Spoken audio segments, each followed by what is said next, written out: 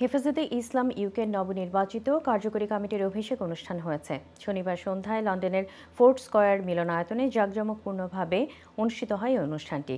ইউকের বিভিন্ন শহর থেকে আগত নবনির্বাচিত কমিটির সদস্য ও দায়িত্বশীল উলামায়ে কেরামদের উপস্থিতিতে অনুষ্ঠানটি প্রাণবন্ত হয়ে ওঠে।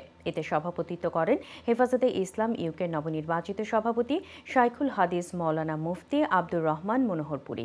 সঞ্চালনার দায়িত্বে ছিলেন নবনির্বাচিত জেনারেল সেক্রেটারি মাওলানা গোলাম কিবরিয়া।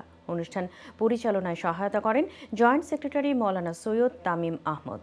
অভিষেক অনুষ্ঠানে নবগঠিত 101 সদস্যের কার্যকরী কমিটি এবং 23 সদস্যের উপদেষ্টা কমিটির নাম ঘোষণা করেন সভাপতি। অনুষ্ঠান শেষে হেফাজতে ইসলাম ইউকের নবনির্বাচিত কার্যকরী কমিটির সংক্ষিপ্ত নির্বাহী সভা অনুষ্ঠিত হয়।